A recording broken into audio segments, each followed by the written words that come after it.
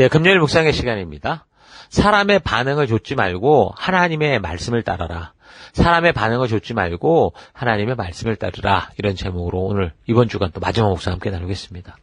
어제 우리가 하나님의 은혜로 주의 백성 되는 것에 대해서, 그러니까 예수님의 제자 되는 것에 대해서 잘못 오해하고 있는 부분들을 예수님께서 그 제자들을 이제 세상에 보내셔, 제자를 파송하시면서 하는 말씀을 통해 되돌아보면서 그 길은 쉽고 편한 길이 아니라 험하고 어려울 수 있지만 다르게 걸어야 되는 길이다. 타협 없이 정말 믿음으로 가는 길이다라는 걸 생각해 봤습니다. 그래서 성경을 바르게 아는 게 중요하다. 너무 중요하다 그랬어요.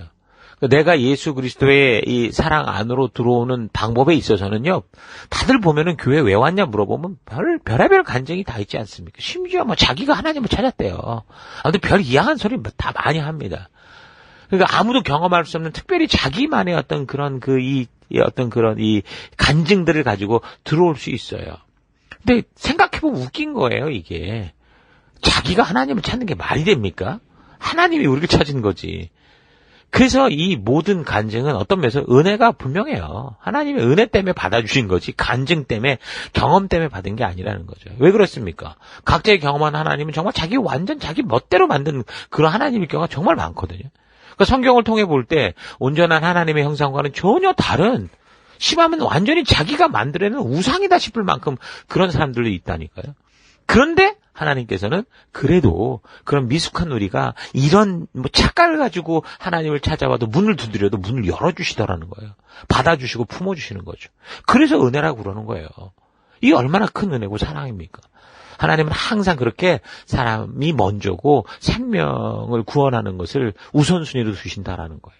너 잘하면, 율법 잘 지키면 내가 구원해줄게. 이게 아니라는 거죠. 그래서 우리가 구원 그 이후에 우리가 가장 먼저 할 일은 뭐냐. 그냥 내가 생각하고 내가 착각하고 내가 각색한 하나님이 아니라 나를 창조하시고 나로 하여금 영원한 천국에 이르는 길을 알게 하시는, 오늘 이곳까지 나를 부르시고 나를 받아주신 그 하나님이 누구신가. 그 말씀을 통해 알아야 돼요. 그래서 내가 오해하고 있는 거 다 깨치고 나와야 돼요. 처음엔 착각할 수 있겠죠. 그 나쁜 거 아니에요. 착각할 수밖에 없어. 모르니. 그러나 이제 내가 구원의 문에 들어왔을 때는 이제 온전히 말씀을 통해 하나님의 온전한 뜻과 우리가 살아가는 이 세상을 하나님의 눈으로 볼 수 있는 거듭남이 꼭 있어야 되는 거죠. 성경은 우리가 걷는 이 생명의 길은 편리하고 쉽고 남보다 더 잘 되고 최고가 되고 잘 먹고 잘 사는 게 아니다. 그렇게 분명히 얘기했어요. 예수를 믿고 복음을 전해도 협박과 두려움, 고통과 병이 따를 수 있다는 거죠. 그러니까 예수를 바르게 믿어도 우리가 천국에 가기 전까지는요, 창조주 하나님이심에도 이 창조의 세계 안에 들어오신 그 예수님처럼 그리고 자연법칙 속에서 그 하나님이 창조한 이 세계의 한계 속에서 그렇게 살아가는 거예요. 그래서 우리의 기도와 열심으로 하나님을 조정하고 이 지구를 조정하고 저 나라를 움직이고 저 사람을 움직이고 남편을 움직이고 아내를 뒤집어 엎고 이런 게 아니에요. 그런 초능력을 가지고 사는 게 아니라고요. 우리의 믿음은. 기도는 어떤 초능력을 발휘하기 위한 게 아니라고요. 우리가 예수 믿을 때 하나님 자녀의 권세를 분명히 얻었지만 만물을 마음대로 하는 어떤 신적인 능력을 가진 게 아니에요. 여러분 생각해 보세요. 아무리 작고 어린 여자, 20대 초반의 여자라고 해도 경찰이 돼서 경찰복을 입을 때는요, 국가의 권세가 생겨요. 그래서 이 사거리에서 자동차들을 자기 마음대로 할 수 있다고. 세우고 가고 이렇게 할 수 있어요. 50톤짜리 트럭이라도 딱 손을 들면 쓰는 거예요. 그런데 생각해 보세요. 그런 이 경찰복, 일단 국가가 준 권위를 막 무시해버리고 어떤 술 취한 그 운전자가 달려든 그 트럭을 막 와서 달려든다. 그럴 땐 그 트럭을 이길 능력이 없죠. 그 권세가 탁 손을 댔더니 그냥 트럭이 탁 멈춰지는 슈퍼맨이 되더라. 그런 일은 없어요. 비참하게 죽을 수 있다는 거죠. 그래서 우리는 그렇게 몸은 죽여도 영혼을 죽이지 못하는 이 세상을 두려워하지 말아야 된다고 말하는 거예요. 사탄이 50톤, 100톤짜리를 갖고 우리를 들이밀 수 있다고요. 그러나 그 죽음 때문에 우리가 이 권위를 가진 하나님 자녀로서의 삶을 포기할 수는 없다는 거죠. 하나님의 변함없는 사랑을 믿음으로 그 말씀대로 살아가면 하나님께서 우리를 통해 놀라운 능력을 베푸셔서 우리가 이해할 수 없겠지만 우리를 위한 최고의 것으로 우리를 통해 하나님 나라를 이루시는 거예요.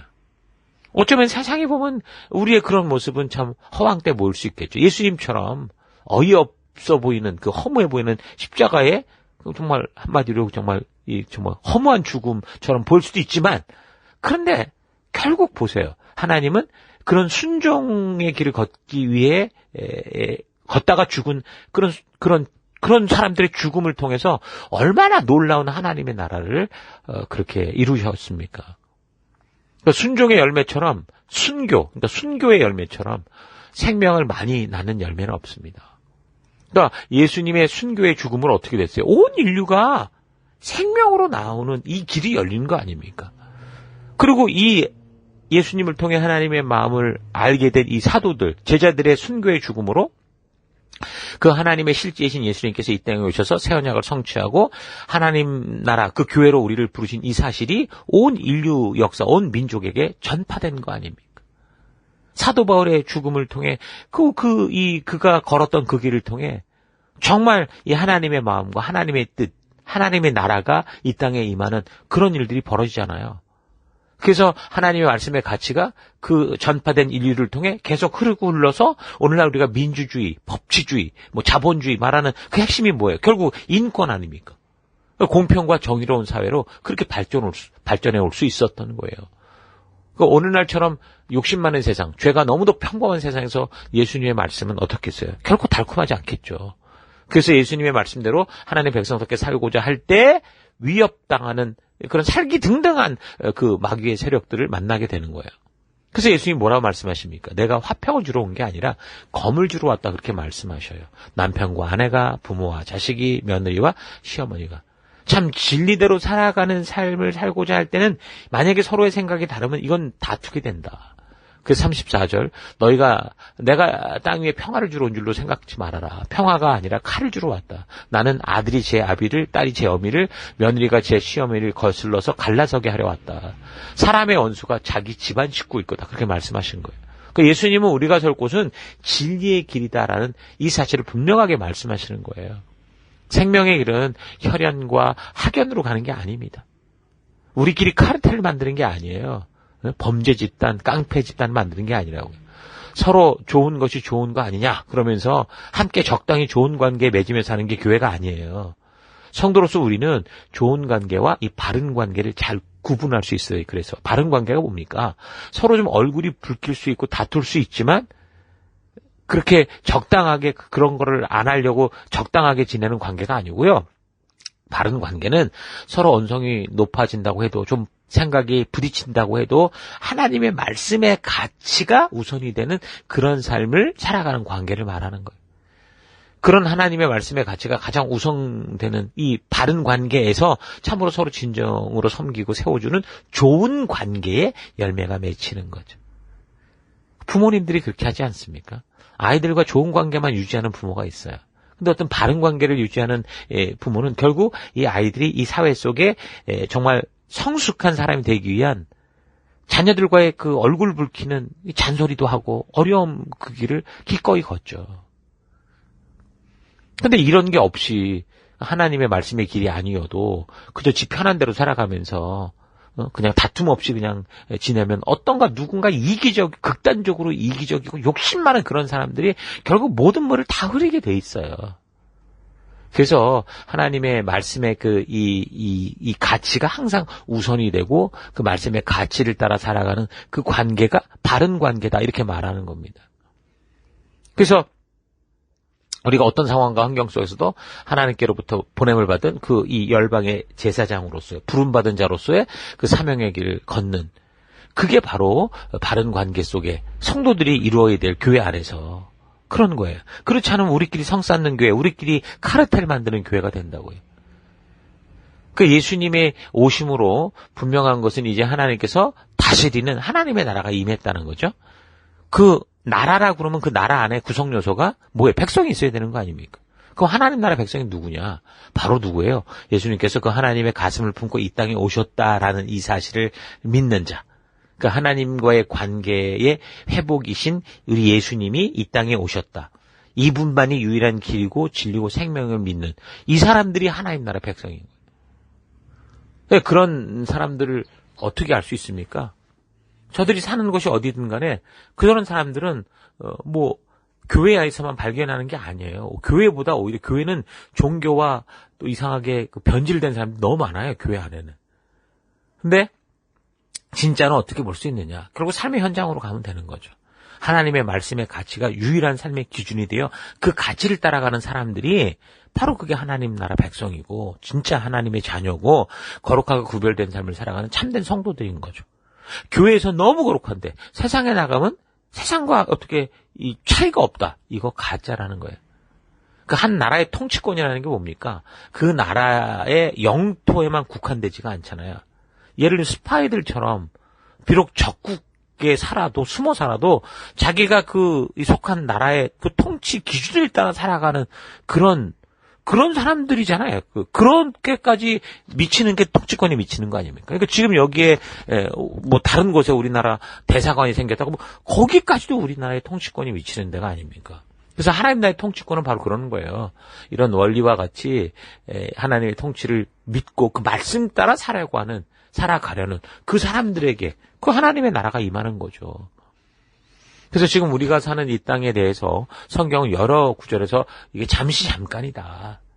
장막과 같다. 그래서 성도의 삶은 마치 나그네다. 이런 얘기를 많이 하죠. 그러니까 우리가 이 세상에 살아가는 것은 영원한 하나님 나라에 실제적으로 살기 전에 거쳐가는 그런 시기다라는 것이 성경의 말씀이에요. 이 땅의 모든 생명의 시작은요, 하나님의 창조의 법칙을 따르면 이 아버지와 어머니를 통해, 그러니까 어머니 뱃속에서부터 태를 열고 나올 때 시작이 돼요. 모든 생명은 이 육체 안에서 태어나면서 시작이 돼요. 근데 그 태어난 모든 생명은 성경대로 하면 영원히 존재하는 생명이라는 거죠. 그래서 이 영원히 존재하는 이 생명으로서 영원한 천국에 사느냐, 영원한 지옥에 사느냐, 이게 다를 뿐이지 분명한 건 이 땅에서 시작된 모든 생명들은 결국은 영원한 삶의 세계로 가게 돼 있다는 겁니다. 여러분, 이런 사실을 믿으셔야 돼요. 이런 영생에 대한 이 바른 가치관, 이 성경의 말씀에 이 가치가 심어지지 않으면 결국 이 세상이 마지막처럼 보이겠죠. 그럼 어떻게 살겠어요? 어차피 한 번 사는 인생 이래가면서 이제 그때부터는 막 나가는 거예요. 노세 젊어서 노세. 요즘에는 욜로 이렇게 외치면서 자신의 본능과 느낌만을 따라 그냥 그렇게 살도 된다. 이렇게 살다 죽는 게 인생이다 라고 말하는데 그렇지 않아요. 성경은 절대 그렇게 말하지 않습니다. 이 세상은 결코 마지막이 아니라 이제 시작이다. 아주 잠깐인 시작일 뿐이다 라고 말해요. 그래서 우리는 영원한 천국에 살아갈 존재다. 영원한 생명을 가지고 있다는 걸 잊지 말아야 되는 거죠. 기억할 것은 뭐예요? 예수님이 오심으로 분명히 선포하셨듯이 하나님의 나라가 이 땅에 이미 시작됐다라는 겁니다. 나중에 죽으면 가는 데가 아니고요. 이미 우리는 예수님으로 말미암아 구원된 백성이 됐을 때 하나님 나라에 속한 자로서 예수님이 통치하시는 나라, 말씀이 기준이 되어 주도하는 그 나라를 살기 시작하는 거예요. 이곳에서 육체의 모습을 입고 시작을 했지만 우리 안에 영혼이 있고 이 삶은 그렇게 예수로 말미암아 구원받아 하나님 나라를 살기 시작한 거죠. 그래서 우리의 몸은 비록 이 땅을 살아간다고 해도 그래서 우리는 이 세상의 법칙을 따라 살아가는 게 아니라 그 우리를 창조하신 하나님 나라의 법칙, 하나님의 통치를 따라 살아가는 그런 하나님의 백성이다. 성도를 자꾸 그렇게 말하는 거예요. 그래서 비록 이 세상은 천국이 아니기에 각자 생각이 옳은 대로 살아가면서 자신들의 생각이 옳다고 하고 그래서 또 자유의지를 가졌기에 우리가 정말 이해할 수 없는 많은 일들이 막 벌어질 수 있지만 그러나 하나님의 통치 아래 살아가는 진정한 하나님의 백성들은 그럼에도 불구하고 하나님의 공의로운 통치하심을 믿고 몸은 죽여도 영혼은 능히 죽이지 못하는 그런 사람들을 두려워하지 않으면서 하나님의 약속과 규례를 따라 이 땅을 살아내는 거죠. 이게 믿음의 삶인 겁니다. 제자들을 파송하시며 예수님께서 제자들에게 하신 이 말씀 잘 기억하면서 우리가 이 땅에서 하나님이 통치하시는 나라에 속한 하나님 백성을 어떻게 살아가야 되는지를 잘 기억할 수 있기를 바랍니다. 우리가 순종하고 있는 교회 안에서의 사역의 현장, 셀의 현장에 이런 이 사실들을 잘 적용해서 우리의 삶 속에 잘 적용해서 우리가 어떤 가치를 따라 살아가야 되는지를 깨달을 수 있기를 바라요. 그래서 제자들이 그런 예수님의 말씀을 듣고 나아가 사람들의 반응하는 것을 쫓아가는 게 아니라 이 성경을 회개하라 외쳤고 예수님께서 말하라 보여줘라 하신 대로 하라 하신 것을 그대로 순종하는 그런 삶을 지금 예수님 시대에 그 제자들이 파송받으며 했거든요. 그랬을 때 놀라운 일이 벌어졌죠. 6장 12절. 그들이 나가서 회개하라고 선포했다. 그들은 많은 귀신을 내쫓으며 수많은 병자에게 기름을 발라서 병을 고쳐줬다. 이렇게 얘기를 합니다. 그러니까 우리의 섬김의 현장에서도 그래요. 우리의 셀의 현장, 우리 교회 현장에서도 사람 눈치 보지 말고 예수님께서 지금 우리에게 명한 게 이거니 그대로 하는 거예요. 우리 예배 속에서, 우리의 셀 속에서. 그때 성령 하나님께서 각 사람들에게 직접 도전도 하시고 거룩한 삶으로 부르시고 우리를 회복하시고 이 하나님의 나라를 온전케 하시는 그 일을 하시면서 그 안에 우리를 부르시는 거죠. 또 그런 하나님의 사랑을 모르는 자들도 초대하시는 거예요. 전도하시는 거예요. 그래서 셀과 예배 안에서 우리가 복음을 전하고 서로를 위해 기도하고 정말 예배에 집중하고 그 부르신 그 말씀을 따라 우리가 순종할 때 정말 하나님의 놀라운 역사를 우리가 보게 될 겁니다. 자, 오늘 하루 하나님은 창조주시지만 창조된 세계의 한계 속 바로 인간들의 삶 속으로 직접 들어오셔서 스스로 시간과 공간의 제한 속에서 구속을 받아가면서 우리에게 믿음의 길을 보여주시고 생명의 길로 인도하시는데 나는 혹시 이 하나님의 힘만을 이용해서 우리가 인간으로 사는 이 땅을 아주 초월하는 그런 일, 초능력자가 되는 그런 일에만 신경 쓰고 있지는 않았는가. 나의 기도가 온통 그런 거에 집중되어 있지 않았는가. 좀 깊이 되돌아봤으면 좋겠어요. 우리가 이런 제한된 세상에 사는 건 길어야 70이요? 80이라고 70년이나 80년 이렇게 성경은 얘기합니다. 물론 이 시간도 우리에게 완전히 보장된 시간은 아니에요. 태어나는 시간이야 뭐 서로 순서가 있으니까 형님, 동생, 엄마, 아빠 이렇게 말하지만 우리가 이 땅을 떠나는 일에는 순서가 없어요. 지금도 세계 곳곳에서 지금도 이스라엘이나 뭐 그 주변에 지금 중동 국가에서 수많은 몇몇 명이 지금 죽어가고 있습니다. 한순간에 그냥 이 로켓포가 날아와서 죽는 거예요. 그러니까 어린 아이로부터 청소년, 청년, 어른까지 나이에 상관없이 그냥 생을 달리하는 그런 현실이 오늘 우리 현실입니다. 그런데 우리는 너무도 이 세상에서 마치 영원히 살 것처럼 그렇게 살아가죠. 특히 이제 이 호주와 같이 멜번과 같이 살기 좋은 도시를 살 때는 마치 우리가 영생하는 신선처럼 착각을 해요. 물론 우리는 분명 영원히 살아가는 것이 맞지만 이 세상에서의 삶은요 너무도 짧은 시작의 잠깐인 거예요.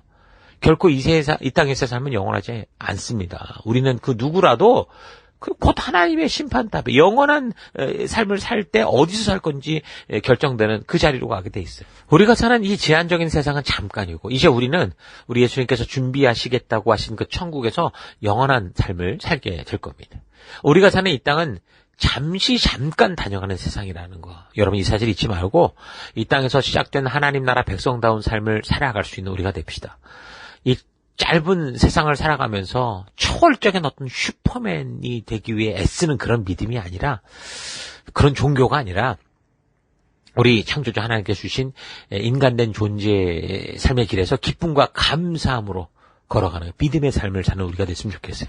하루하루 살아갈 때 항상 성경을 통해 하나님께서 우리에게 알게 해주듯이 나그네와 같은 마음으로 살아간다면 우리는 이 땅에 미련을 두지 않고 오히려 이 땅을 걸어가는 동안 해야 되는 사명과 보다 가치로운 일에 더 집중할 수 있게 될 겁니다. 자, 그래서 재물이 모여지든 학력이 쌓이든 경험과 능력이 커지든 이 모든 것을 통해 하나님의 영광을 드러내는 삶, 그래서 내 주변의 모든 사람들로 하여금 영원한 그 생명의 길로 나아가도록 하는 귀한 삶을 살아가는 여러분과 제가 되기를 주의 이름으로 축원합니다. 오늘 하루도 힘내십시오. 잠시 기도하겠습니다. 하나님, 예수님은 높고 높은 보좌를 버리시고 낮고 낮은 인간의 세계 가운데 그 한계 가운데 오셨는데 나는 예수님의 이름으로 초월적인 삶을 추구하며 마치 신과 같은 존재가 돼서 성도로서 걸어갈 길이 아니라 보다 쉬운 길만을 자꾸 찾아왔던 삶 회개합니다.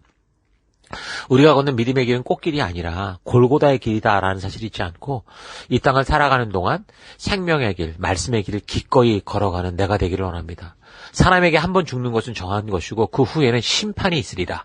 영원한 이 세계가 있다라는 거, 이 진리를 기억하면서 이 땅을 살아가는 동안 우리 주님이 걸으신 그 생명의 길, 말씀대로의 길을 어떤 상황과 환경 속에서도 담대히 전하고 외치며 또한 그 말씀대로 내가 먼저 그 길을 순종하며 나아가는 그런 길 걷길 원합니다.